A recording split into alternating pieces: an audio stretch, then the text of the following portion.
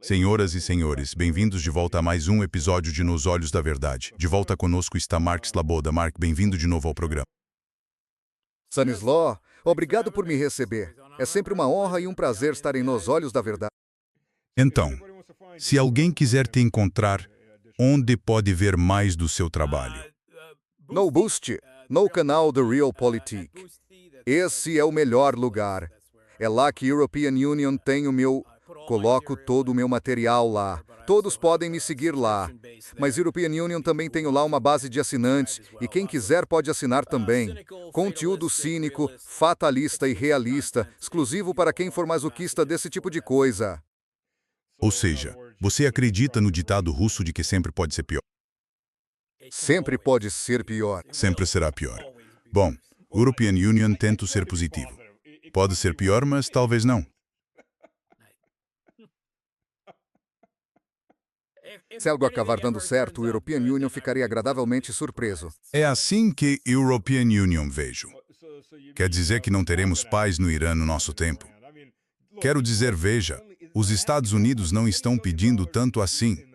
20 bilhões de dólares em urânio enriquecido e o Estreito de Hormuz para si. Qual é o problema com isso? Então, quero dizer, claro, isso não é tudo que os Estados Unidos querem. Os Estados Unidos querem mudança de regime. Os Estados Unidos sempre quiseram mudança de regime, certo? Desde o ano passado, desde 2025, voltando por décadas, certo? Os Estados Unidos sempre quiseram isso. E o Trump, você sabe, com esse European Union, não gosto dele, pessoas que tentaram dizer que Benjamin Netanyahu atraiu o Trump para isso, certo? Ele não precisou atrair nada. Trump pode agir como um megalomaníaco petulante e pueril, um menino grande, mas é um adulto, e toma suas próprias decisões. Mas podemos considerá-los coniventes, para usar a palavra adequada.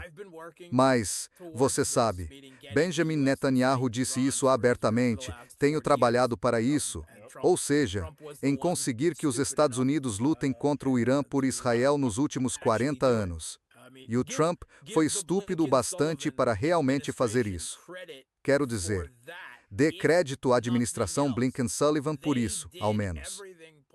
Eles fizeram todo o possível para evitar que Israel os provocasse a um conflito direto com o Irã, incluindo em pelo menos 2, possivelmente 3 ocasiões, concordando com uma troca de tiros encenada com o Irã e depois dando por encerrado para que um conflito real pudesse ser evitado. Certo. Vimos isso pelo menos 2 vezes. Mas Bem, o interessante é que Blinken é judeu. E todo mundo dizia, ele com certeza é agente de Netanyahu. Mas você está certo, eles evitaram isso. quer dizer, claro que é possível alguém ser judeu e não ser pró-Israel ou sionista. Existem. Conheço vários. Mas sim, Blinken era claramente um sionista e chegou a dizer numa ocasião que falava como judeu, apoiando Israel. Certo. Então não havia dúvida sobre isso. Mas ele ainda entendia que não estava nos interesses dos Estados Unidos entrar em guerra com o Irã no Oriente Médio, especialmente, claro, quando eles têm, sabe, a China e a Rússia com que se preocupar. E essa deveria ser a prioridade que a administração Trump também reconhecia.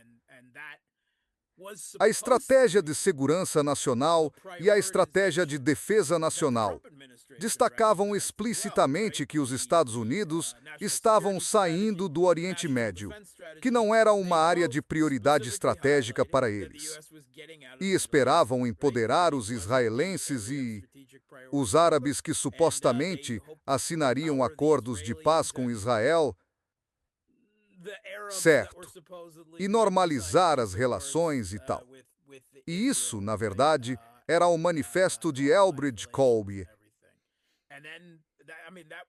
certo, no cargo de subsecretário para políticas. E ele, pelo menos, acreditava nisso. E aí eles simplesmente ignoraram a China. Sim, praticamente deixaram a Ucrânia de lado. Tipo, tudo bem, a Agência Central de Inteligência pode fazer o que quiser lá. Não vamos mexer com eles. A Agência Central de Inteligência pode escalar as ações à vontade. Mas só a Agência Central de Inteligência. Certo. Parece que ele simplesmente deu carta branca à Agência Central de Inteligência para agir na Ucrânia contra a Rússia, em vez de lidar com a Rússia.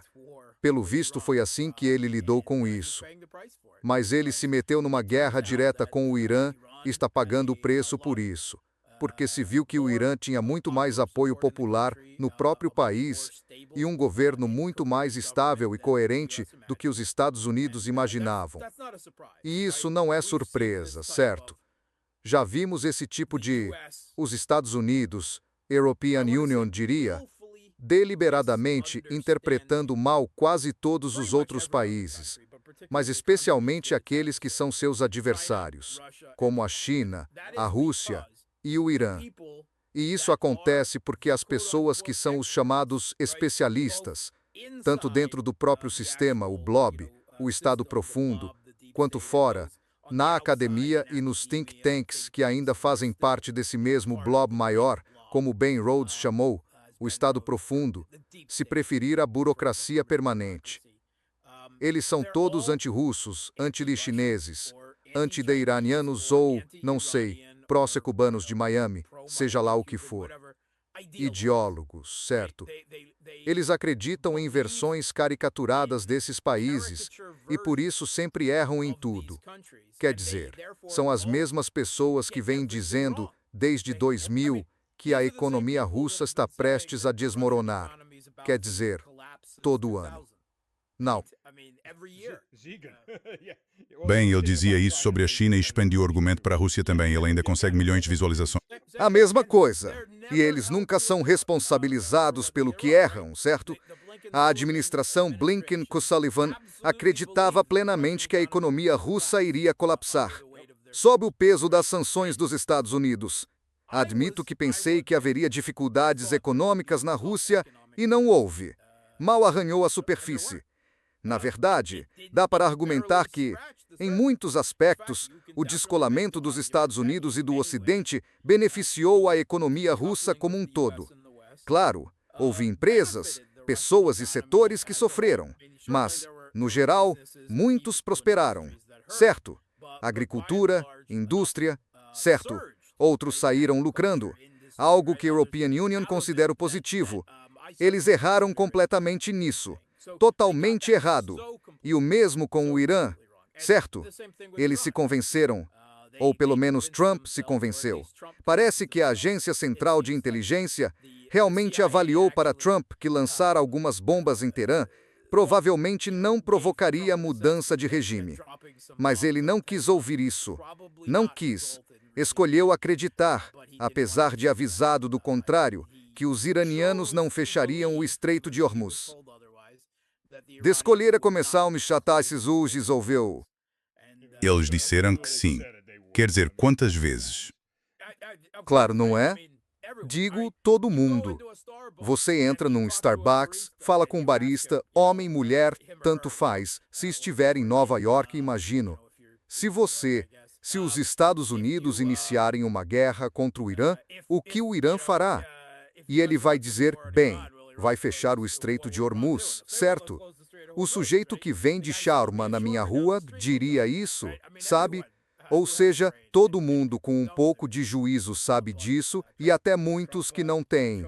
Mas Trump escolheu acreditar ao contrário. E tenho certeza de que Netanyahu, Kushner, Witkoff e outros sabem também.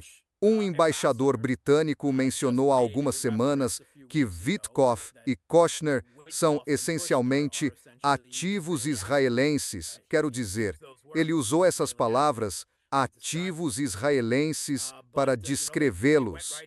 Mas eles entraram nessa alimentados por ilusões sobre seu próprio poder e sobre o Irã, E esse tipo de arrogância imperial hegemônica agora está colhendo seus frutos. Os Estados Unidos não deveriam ter entrado nessa guerra porque não tinham munição suficiente. Fiquei chocado quando Israel lançou o ataque no ano passado, porque disseram que não tinham interceptadores suficientes para a defesa aérea, certo? Quero dizer, reservas, certo? E, naquele momento, suas munições de longo alcance já estavam criticamente baixas também. E olha onde estão agora, certo? É o clássico excesso imperial. Morderam mais do que podiam aguentar. Isto será visto como um erro geoestratégico maior do que a invasão do Iraque por George W. Bush em 2003. Isso vai ser enorme e tem muito potencial para, com certeza, corroer a força e a coesão da hegemonia global ocidental liderada pelos Estados Unidos, e muito possivelmente pode simplesmente empurrá-la para o precipício. Isso, e é só... E, sabe, este é o momento interessante em que a Ucrânia é o instrumento dos Estados Unidos contra a Rússia. Mas aí você vira e vê que os Estados Unidos são um instrumento de Israel contra o Irã. E Israel é o instrumento dos Estados Unidos contra o Irã. Muita gente fica obcecada com a ideia de que Israel controla os Estados Unidos ou que os Estados Unidos controlam Israel, certo? European Union não me preocupo com isso, sabe? Eles são sincréticos, são quase, sabe, parasitários um do outro. É impossível separá-los, certo? Não apenas por meio do Comitê de Assuntos Públicos Estados Unidos-Israel, mas isso, claro, é uma grande parte disso. E em dado momento, é o rabo a abanar o cão. E às vezes é o cão a abanar o rabo. Concordo. E European Union não me preocupo demasiado. Não acredito que um tenha controle completo sobre o outro. Acho que eles se influenciam. Sim, por todos os padrões, Israel, considerando o seu tamanho, tem uma influência ridiculamente desproporcional sobre os políticos dos Estados Unidos e a sua política externa, não é? Não há dúvida sobre isso. Mas, deixando isso do lado, eles estão presos um ao outro nessa relação entre si e nem sempre é claro, ou sequer importante, qual deles domina num dado momento. Nem sei se quero ver o que se passa por baixo dos panos. O problema, claro, é que se os Estados Unidos alguma vez tentarem fazer uma paz verdadeira, Israel será sempre um obstáculo. Sim, sim. Como os ucranianos e os europeus na Ucrânia, certo? Quero dizer, são situações quase idênticas nesse sentido, não é? E acho que isso é importante. Mesmo que a administração Trump estivesse predisposta à paz em qualquer um desses conflitos, eles não conseguiriam resolvê-los, certo? E porque ambos, quer dizer, nem sequer é necessário influenciar o governo e o sistema político dos Estados Unidos, embora ambos tenham esse tipo de influência. Mas vai além disso. É que eles, simplesmente, ao adotarem ações muito pequenas, podem impedir isso para sempre. Tudo o que têm de fazer é continuar a apoiar o regime de Kiev com abastecimento militar. E o mesmo com Israel. Tudo o que Israel tem de fazer é lançar algumas bombas e depois vir pedir ajuda quando sofrer retaliação. Essa é a situação. Por isso, os Estados Unidos podem ter se enredado em, entre aspas, conflitos eternos em ambos os casos. Certo? Sabes, coisas que sim, podem ficar congeladas por um tempo e por aí fora. Mas, no fim das contas, nenhum deles vai desaparecer e nenhum deverá haver paz total enquanto estivermos vivos. Certo? E com 39 trilhões de dólares em dívida. E os preços da gasolina na Califórnia a rondar quase $9 por galão neste momento.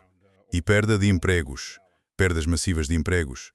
Estamos a olhar para o facto de que, se os Estados Unidos ainda não estão em recessão, estão prestes a entrar numa, mas acho que já está, de facto, estatisticamente, por ter 2 trimestres consecutivos de crescimento negativo. Quanto tempo conseguem manter isto? Talvez até as pessoas começarem a gritar em alto e bom som. Em alto. Não estive nos Estados Unidos há algumas décadas, certo? Então estás a dizer-me, quero dizer, sim, European Union, nunca estive realmente na Califórnia, nunca fui para a costa oeste. Mas sabes, $9 por galão. Lembro-me quando era jovem e acabara de sair da marinha, entrando num Citgo, lá quando ainda havia um Citgo nos Estados Unidos, e pagando $0,89 por galão, podias encher o depósito com menos de $10. Lembro-me disso. Uau! Os Estados Unidos certamente mudaram o salário mínimo. Não para vocês aí fora. Não que European Union chore por vocês. Não. Mas sabes, essa é a situação. Não que European Union chore por vocês, não. Mas que a Union chore para vocês, não. Mas que a Union não se que a Union chore por vocês. Quando a hora do salário mínimo mal cobre um galão de gasolina, você está ferrado. Quero dizer, sério, a esta altura você trabalha só para pagar a gasolina para ir trabalhar. Sinceramente não entendo como as pessoas sequer sobrevivem do jeito que sobrevivem. Pois, mude para um país que realmente tenha um sistema de metrô. Foi isso que a European Union fez. Espera um minuto. Nova York tem um sistema de metrô. European Union não iria lá à noite. Não, não tem. Tem uma rede subterrânea infestada de ratos. Pois é, European Union e minha esposa ficamos presos em Nova York. Estávamos voltando para a Rússia em 2015 por causa de chuvas muito fortes. E o aeroporto Kennedy simplesmente colapsou. Então ficamos presos aqui por 3 dias só, tentando resolver as coisas. Não tínhamos bagagem despachada, só as malas de mão. Minha esposa e as crianças estávamos andando por Nova York. European Union falei, vamos dar uma olhada no metrô. Ela aceitou, porque viu o brilho nos meus olhos. European Union disse, vamos. Aí está a estação do metrô. Dissemos lá, entramos e os azulejos estavam caindo. O mofo preto estava por todo lado. Nem sequer compramos bilhetes. Fomos até a bilheteria. Ela olhou em volta. Não. Vamos lá. Você ainda não viu o melhor? Vamos descer lá. European Union disse não. Chega. European Union, não vou descer lá. Então o metrô de Nova York. Metrô. Eles tecnicamente chamam assim. Lembro que fiquei pouco tempo em Nova York, mas lembro-me do lamentável sistema de metro de Boston, o chamado sistema T. Então, European Union, vivo num país, numa cidade com o melhor sistema de transporte público do mundo, sem dúvida. E não dirijo nem tenho carro há 24 anos. Uau! E não poderia estar mais feliz. Gosto do meu carro, mas não me custa tanto encher o tanque. E, ao olhar para o mundo, se você reparar, a Europa, especialmente a União Europeia, a Europa que não é russa, os outros 2/3. European Union nunca considerei a Rússia parte da Europa. Bem, fisicamente nós temos 1/3 da Europa, o melhor terço, o que tem todos os recursos. Você está certo, somos uma civilização diferente. Mas, se você olhar, o governo, veja, aparentemente não está em pânico pelo facto de terem chegado os últimos carregamentos de petróleo do Médio Oriente. Não há mais nada vindo depois deles. A gasolina acabou, o fertilizante acabou, a colheita vai... E a Rússia acabou de cortar o petróleo caçaquê para a Alemanha. A Rússia cravou mais uma faca no coração de Merz, torceu algumas vezes e cuspiu no rosto dele. Fiquei realmente surpreso com isso. Fiquei realmente surpreso e extremamente satisfeito com isso. Isso foi obra do Putin. Chutar o Merz quando ele está caído. Brilhante. Mas você tem razão. Os europeus nem sequer falam disso de verdade. Eles só tentam ignorar e fingir que a situação vai desaparecer. Eles já estão sofrendo uma crise energética por causa do aumento do custo da energia depois de se isolarem de gás russo relativamente barato e confiável, petróleo, carvão e tudo mais, o que levou não só ao ponto em que suas economias se tornaram insustentáveis e pouco competitivas, mas a ponto de as próprias sociedades começarem literalmente a entrar em colapso por causa disso. E além disso, isso criou, pela primeira vez, uma situação em que os europeus não estavam no comando.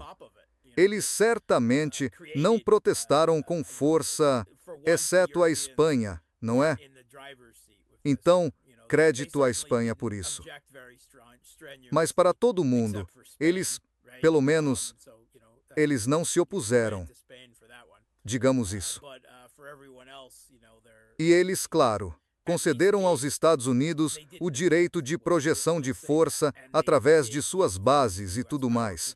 E European Union, até acho que foram alguns holandeses embaixadores no Irã.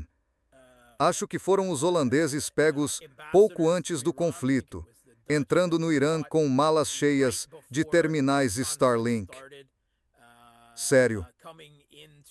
Sim, foi isso mesmo. Então, quero dizer, em certo nível, sim, eles estavam, de forma discreta, envolvidos nisso tudo. Mas os europeus fizeram isso a si mesmos e continuam a fazer.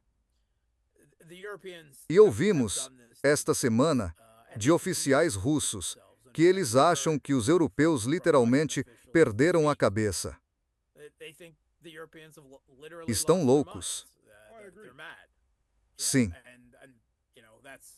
E European Union, não acredito que eles tenham perdido a sanidade no sentido clínico, porque, com Donald Trump no poder, European Union realmente acredito que o homem está louco, descontrolado, que ele está mentalmente ou quimicamente desequilibrado.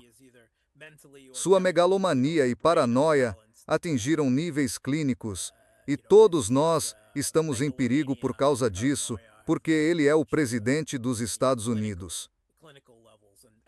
Mas os europeus, European Union, acho, estão simplesmente consumidos por uma ideologia. E sim, isso os torna ilógicos. E bem, você poderia considerá-los, suponho, loucos. Mas dentro do quadro ideológico deles, se você parte de certas premissas, esse quadro é o excepcionalismo ocidental, certo? Sabe, apenas outra forma do excepcionalismo americano, onde os europeus acreditam no seu papel na hegemonia global ocidental liderada pelos Estados Unidos, talvez mais do que a administração Trump. Muitas pessoas dentro da administração Trump também acreditam nisso. Mas parte disso é a mesma coisa com os... É uma ideologia messiânica e supremacista na qual eles acreditam ser estruturalmente, socialmente e, acima de tudo,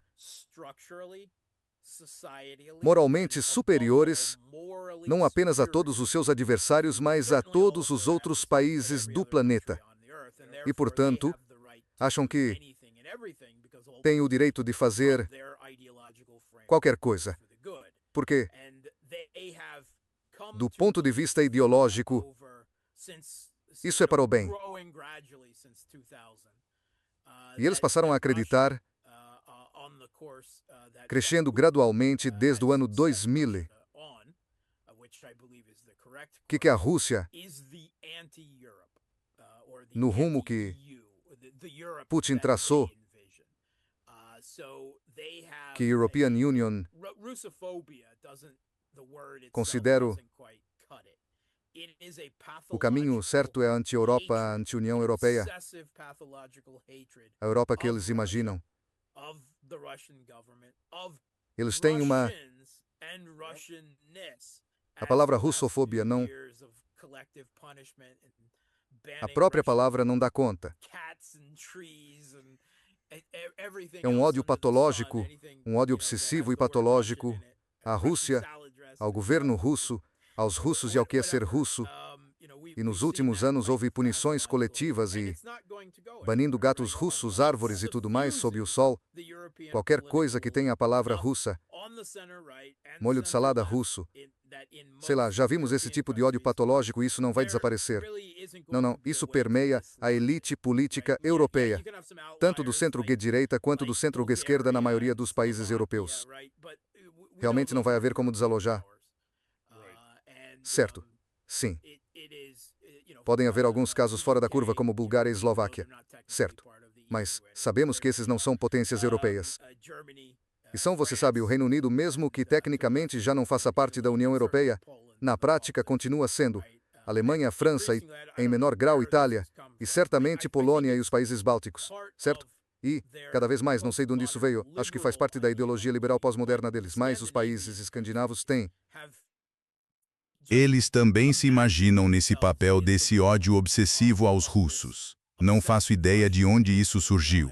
Bem, você sabe, a humanidade tem essa tendência de odiar, especialmente o outro, e quando você é constantemente informado de que não pode odiar ninguém, isso acumula muita pressão. Veja, finalmente se dá uma válvula de escape, pode odiar os russos à vontade, pode dizer, pode gritar. Pense na liberação, na descarga social dessa pressão. Posso finalmente odiar alguém. Não sei por que os odeio, mas simplesmente os odeio. É como em 1984, os 10 minutos de ódio. Você fica lá e grita, nós odiamos os russos. Pronto, agora pode voltar ao trabalho. Parece estar nesse nível. Na França, inclusive, isso saiu na mídia francesa em 2022, 2023, bancos franceses estavam fechando contas de pessoas com nomes que soavam russos. Podiam ser cidadãos franceses. Podiam ter nascido na França, mas estavam simplesmente encerrando as contas automaticamente se o sobrenome soasse russo. Sim. De qualquer forma, isso impede que qualquer paz sequer seja imaginável com a Europa num futuro próximo. E ambos os lados agora falam ativamente numa guerra, tipo uma guerra direta e literal entre a Rússia e a Europa. Eles a imaginam no máximo até 2030, e ouvimos isso do governo belga e do Ministério da Defesa na última semana, e o que outras pessoas já disseram na Europa, que eles estão apenas sustentando a Ucrânia neste momento para ganhar tempo para se engajarem com a Rússia. Acho que precisamos ser claros aqui. A Rússia não vai invadir a Europa. A Rússia não tem necessidade nem desejo de recuperar os países bálticos ou a Polônia ou algo assim.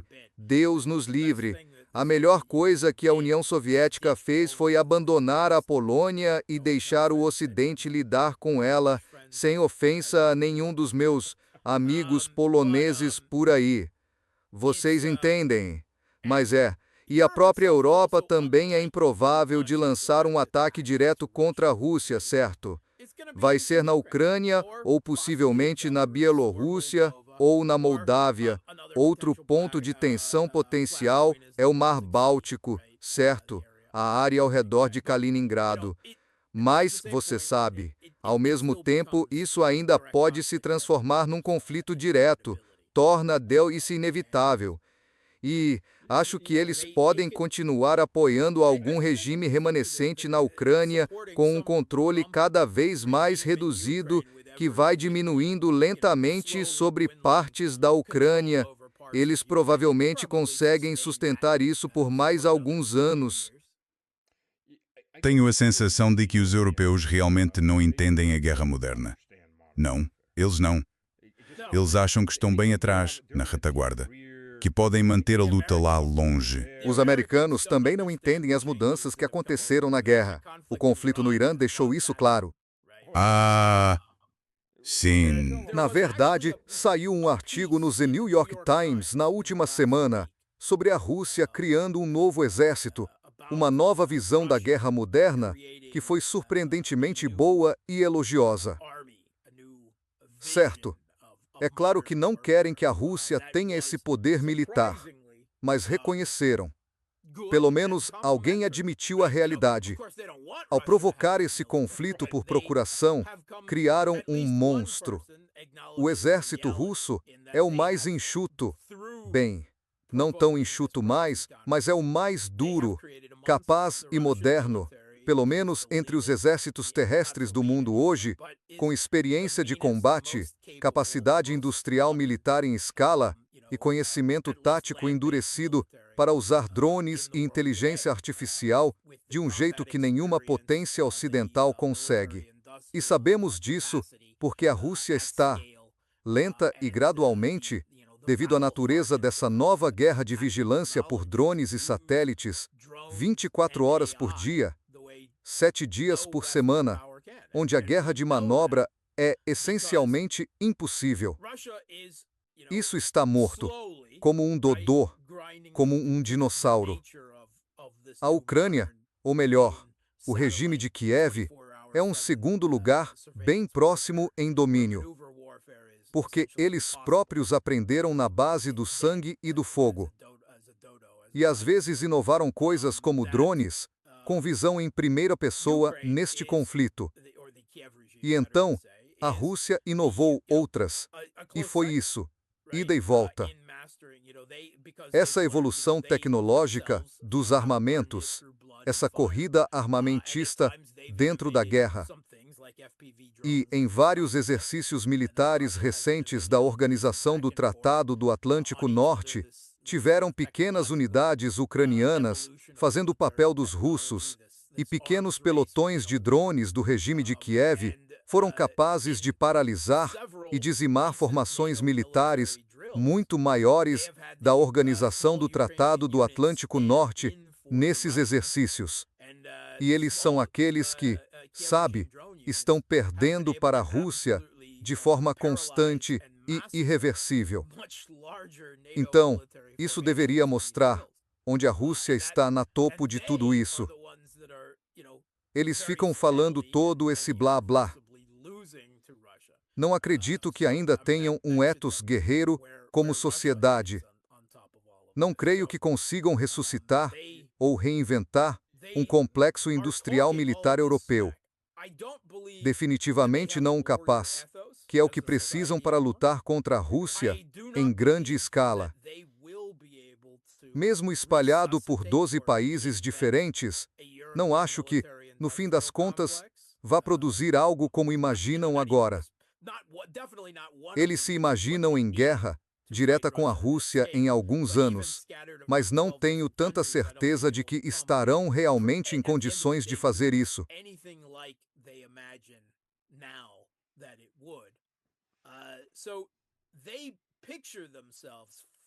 Directly at war with Russia in a few years, but I'm not so sure that in a few years they will really be capable of that either. A propósito, os chineses, várias tecnologias anti-drones meio que chegaram ao mercado. E os drones não vão desaparecer, mas não vão ter a superioridade que têm agora. Tecnologia é, sabe, uma corrida sem fim. Temos lasers que derrubam drones rápido, mas são limitados em quantos alvos conseguem atingir antes de algo chegar neles. Os chineses têm um novo sistema de microondas que cria uma pulsação eletromagnética. E basicamente pode ser montado sobre um grande MV ou um veículo tipo Tiger. Tem potência de 20 kW e, segundo eles, alcança até 6 km. Conseguem detectar no radar algo do tamanho de um quadcóptero e fritá-lo. Ainda não foi testado em campo, mas isso pode mudar muito as coisas. É por aí que tem de ir, mas continuamos ouvindo falar de vários sistemas a laser e de microondas. Benis, ou Domazimri, em Moço Consei. Há anos nos prometem soluções milagrosas para o problema dos drones e nenhuma delas se concretizou.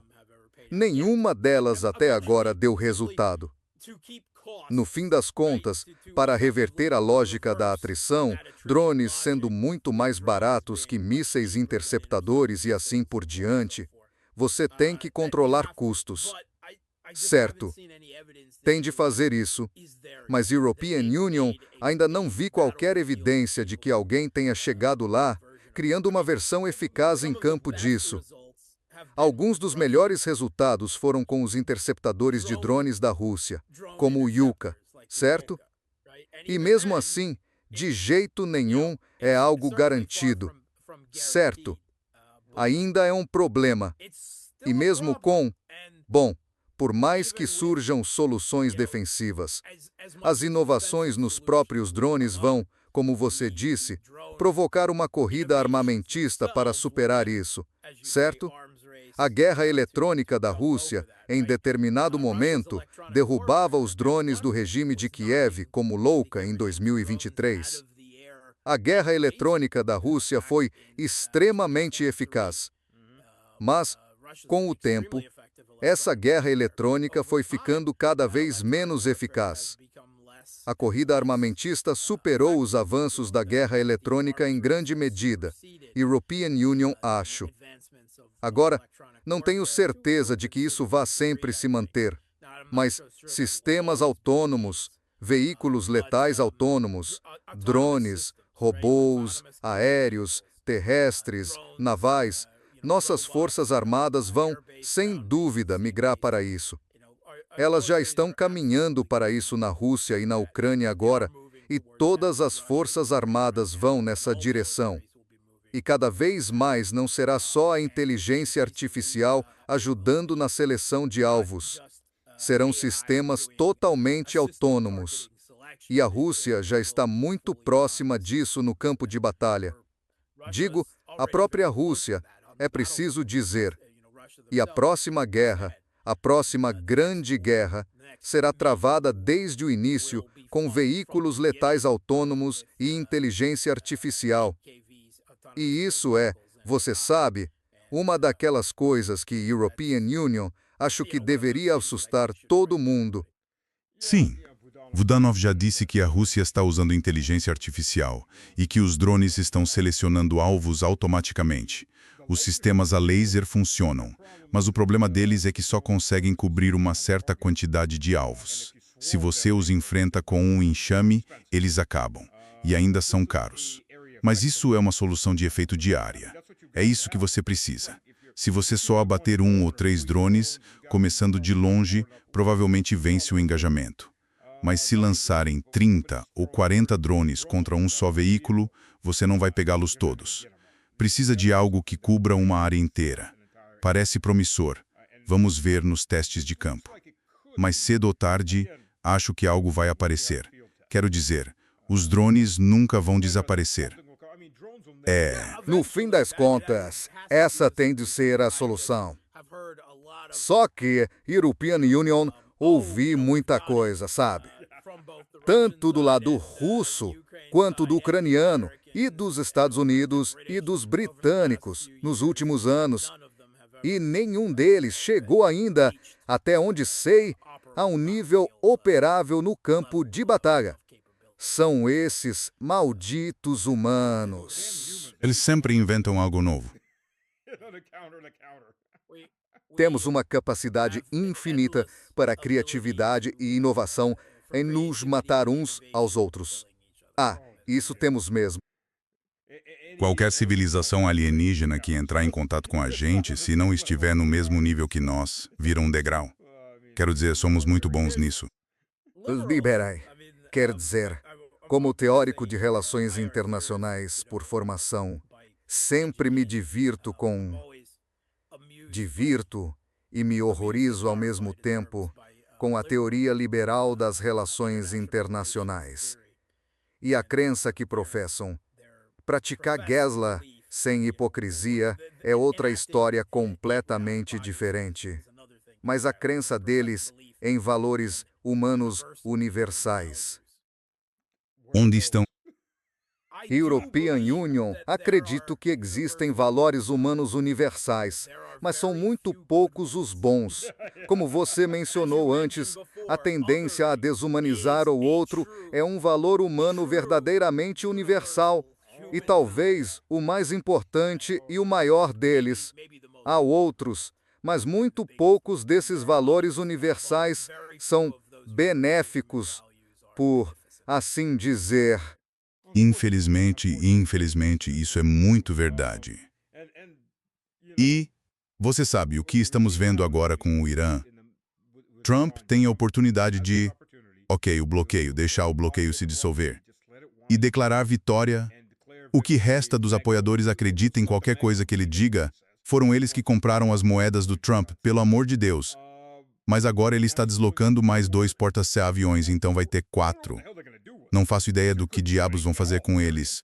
2 não fizeram nada, exceto fugir dos mísseis. Agora vão ter 4 alvos fugindo de mísseis. O que você acha?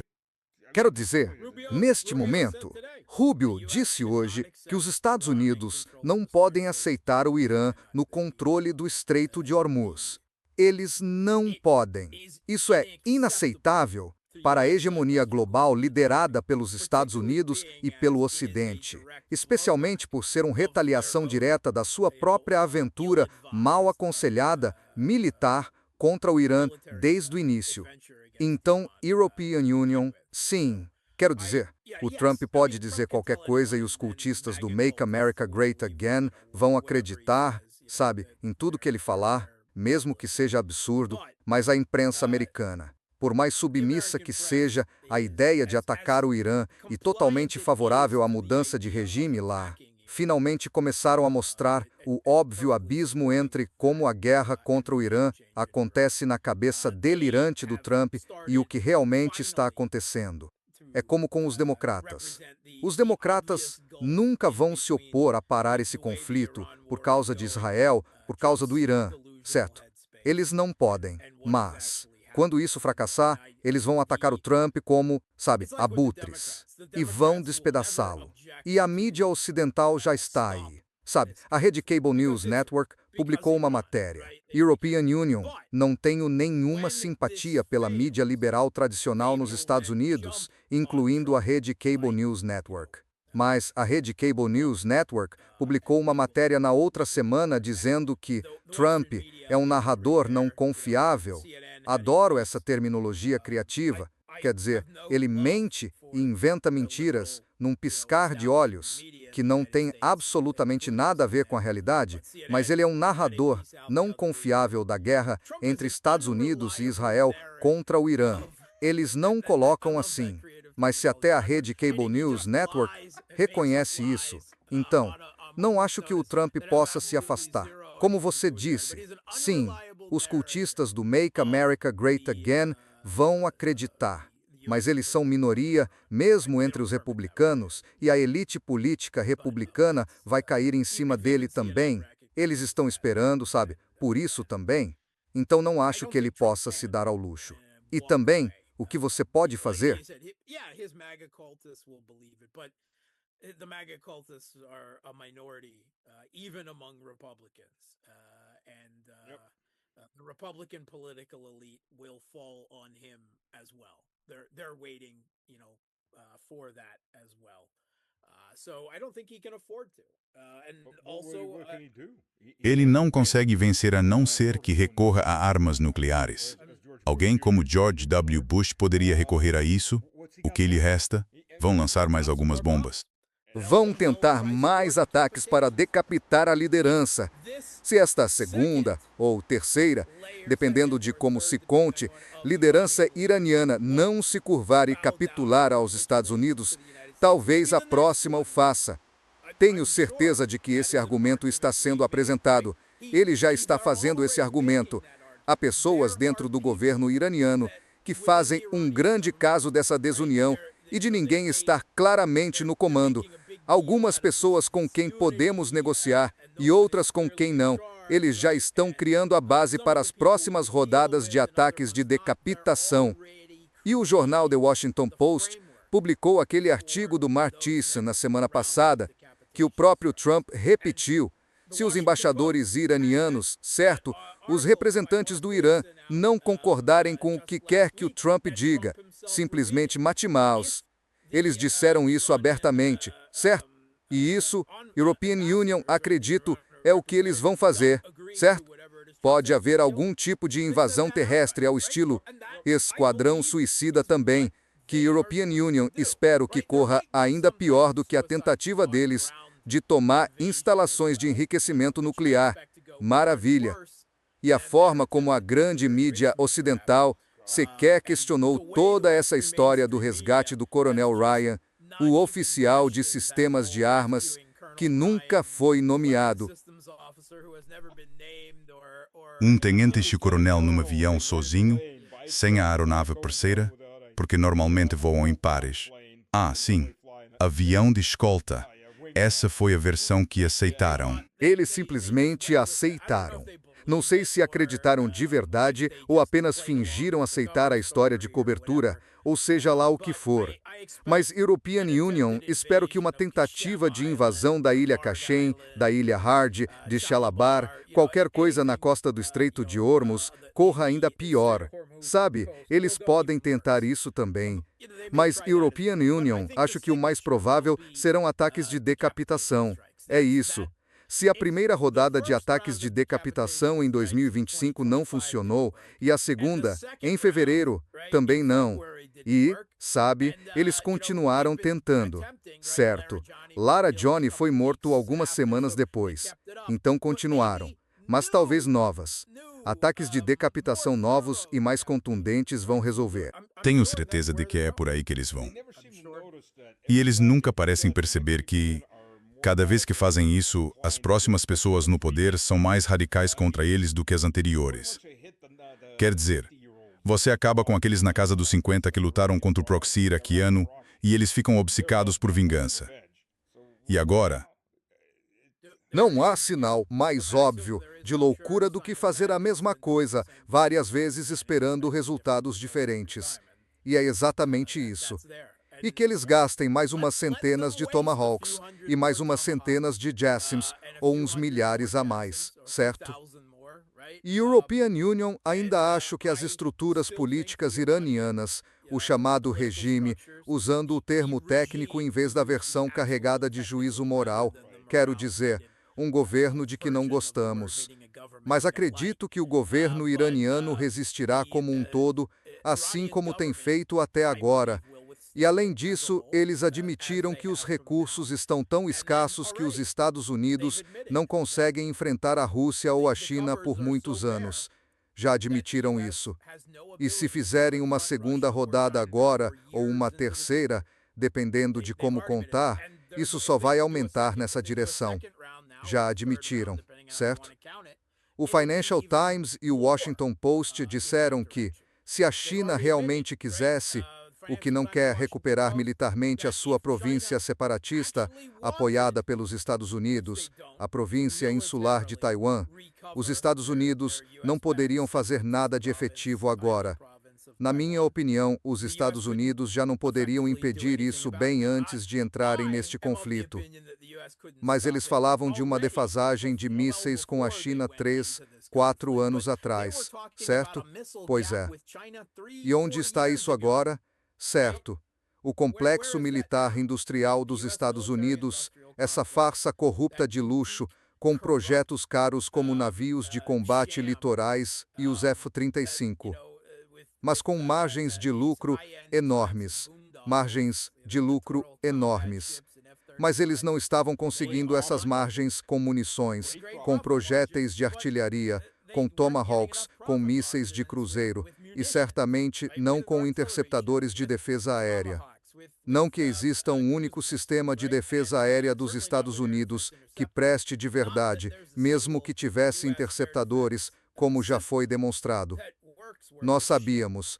Todos nós sabíamos disso pelo que acontece na Ucrânia, não importando o que o regime de Kiev diga. Mas eles nem podem negar mais, porque agora vimos vídeos dos estados do Golfo mostrando 6 ou 7 interceptadores Patriot disparados contra um único míssil balístico iraniano, e ele ainda atravessou e acertou o alvo. Já Vimos isso muitas vezes. Não se pode comparar as forças armadas dos Estados Unidos com os ucranianos. Os ucranianos são tão avançados. Eles têm avós empunhando potes de conserva capazes de derrubar mísseis hipersônicos russos. Não dá para competir com isso. Quero dizer, isso. E a European Union tem o medo de quantos generais podem realmente acreditar nisso a essa altura. Bem, obviamente os Emirados Árabes Unidos e outros estados do Golfo não acreditaram nessa besteira, porque os ucranianos vieram tentar vender a eles seus interceptadores de drones. E os Emirados Árabes Unidos disseram: essas coisas não prestam para nada, não vamos pagar por essas coisas. Pega sua maleta de vendedor de carros usados e vai para casa, Zelensky. Não estamos comprando isso. O Trump pode comprar, mas nós não. O pior foi a Rússia ter dado as coordenadas de onde os ucranianos estão, e esse alvo vira prioridade em todas as listas. Acerta com mais força. Teriam acertado. E European Union, acho que precisamos mencionar isso, ao menos de passagem. Porque, na Rússia, uma coisa que este conflito provou é que ela tem o escudo integrado, interconectado e em várias camadas de defesa aérea, defesa antimísseis e guerra eletrônica mais capaz do mundo. E tudo isso não consegue proteger tudo. Eles não conseguem proteger tudo em todos os lugares. E 3 vezes seguidas, na última semana, o regime ou a organização do Tratado do Atlântico Norte efetivamente atacaram a refinaria de Tuapse, em Krasnodar. E isso, quero dizer, além de tudo isso, os danos, a ameaça aos civis, o prejuízo ecológico, os vazamentos no Mar Negro, o ar tóxico. Sim, eles acertaram pesado nessa. E não tenho certeza de que eles já causaram mais de 50% de dano até agora. Então o reparo não parece possível. É possível. Vou te dizer por quê. Porque a European Union trabalhei em projetos de engenharia, suprimentos e construção para refinarias. O que eles estão atingindo principalmente são os tanques de armazenamento de petróleo ou de combustível. Tanques de armazenamento, eles queimam de forma vistosa. Quando se atinge os dutos, primeiro há literalmente 100 km de tubos, indo e voltando, várias dezenas, provavelmente 100 km dependendo do tamanho da refinaria. Se acertam esses tubos, eles estão sob pressão, são monitorados, as válvulas são controladas por computadores. Quando a pressão cai, elas se fecham automaticamente. Então não queima muito, pode sair uma chama pequena, e isso não rende boa imagem porque é difícil de mostrar. Mas quando as instalações de armazenamento pegam fogo, elas queimam de forma vistosa e sai aquela imagem bonita na imprensa ocidental, tudo pegando fogo. Mas é a coisa mais barata de queimar, porque eles a substituem. Claro, mas eles atingiram cerca de 60% desses tanques de armazenamento. Verdade. Mas eles são substituídos. Mesmo com todos esses ataques anteriores, as exportações russas caíram. 3% no ano passado. 3% no ano passado. European Union, mesmo relatei isso. Mas European Union não os vi atingir nada. Até agora, nem Primorsk, nem Ust-Luga. Aqueles foram apenas arranhões. Isso é exatamente o que você disse ali. Eles atingiram alguns tanques de armazenamento. Provocaram um grande incêndio. Mas 3 ataques sucessivos a Tuapse, com centenas de drones. A organização do Tratado do Atlântico Norte obviamente identificou uma brecha na defesa aérea russa. Eles encontraram uma fraqueza e a atingiram de novo e de novo. E sim, no primeiro ataque, dá para relevar. Mas no terceiro ataque, tenho que supor que provavelmente já causaram danos substanciais. Vamos ver. Quanto aos tanques de armazenamento, sim, eles se foram, mas podem ser substituídos relativamente rápido. As exportações russas para o Ocidente, na verdade, aumentaram. Eles caíram para 3.110.000 barris, de cerca de 3,3 milhões, e agora voltaram a 3,5 milhões, o que é curioso, porque quando fazem isso, a única coisa que realmente acontece é elevar o preço do petróleo e prejudicar ainda mais a Europa. Quer dizer, sim, isso é... A Rússia está tentando apontar isso, não que os europeus se importem, né? Porque, de novo, Viktor Orbán disse isso melhor com todas essas sanções e essa guerra contra a energia. Não é só uma questão de atirar no próprio pé, é que nós acabamos atirando nos próprios pulmões e continuamos fazendo isso uma e outra vez, e eles estão mais do que dispostos a fazer isso para contrariar a Rússia. Estão. E sobre esse assunto, European Union, sei que temos limite de tempo. Sua última questão é o 21º pacote de sanções. E este vai acabar com o abastecimento justamente quando o colapso energético na Europa começar. Você acredita numa coisa dessa? Só vou dizer que vi a quantidade de gás natural liquefeito e petróleo russos no mercado à vista que os europeus têm devorado nas últimas 2 semanas, enquanto fingem que não fazem isso. Mas estão. E acho que isso diz tudo. Isso realmente diz tudo. E Pois é. Sabe, de uma maneira sádica e fatalista, isso torna tudo quase divertido quando você observa as pessoas fazendo o que fazem. quero dizer, é essa lógica terrível de que a Rússia lhes vende petróleo, que eles refinam e transformam em diesel para fornecer ao regime de Kiev e manter a guerra. Ao mesmo tempo, a Rússia pega esse dinheiro, constrói outra fábrica de drones, treina outra divisão de voluntários e paga salários altos para incentivar o alistamento. Esta guerra de desgaste tem Uma lógica econômica quase orwelliana que só um cínico conseguiria realmente entender e apreciar. Mas, sabe, falando da Primeira Guerra Mundial, entramos nela sob sanções da Grã-Bretanha e da França. E nos primeiros 2 anos ainda comerciávamos com o Império Austro-Húngaro e com os alemães, mesmo lutando contra eles. Então, de certo modo, isso se parece muito com aquilo. Não consigo explicar isso. Segunda Guerra Mundial. IBM, Ford, Coca-Cola e Fanta. Ah, sim. Hitler Cola. Fanta. Quero dizer, a Ford fazia lobby para que suas fábricas de tanques não fossem bombardeadas.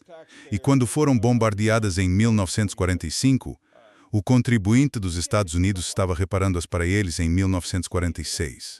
Não dá para inventar isso, é insano. Eles não falam sobre isso porque é insano e é por isso que não falam. As pessoas poderiam começar a fazer perguntas. Mark, quero agradecer por participar da conversa. Espero que todos tenham gostado. Voltaremos com mais cinismo em breve. Infelizmente, o mundo não falta em motivos para o cinismo. Acho que o cinismo superou o humor neste episódio. Com certeza. Definitivamente. É humor negro. Quer dizer, é isso aí. Você sabe, ou chora ou ri. É melhor rir da loucura. Mark, muito obrigado. Obrigado a todos. E nos vemos no próximo. Até a próxima.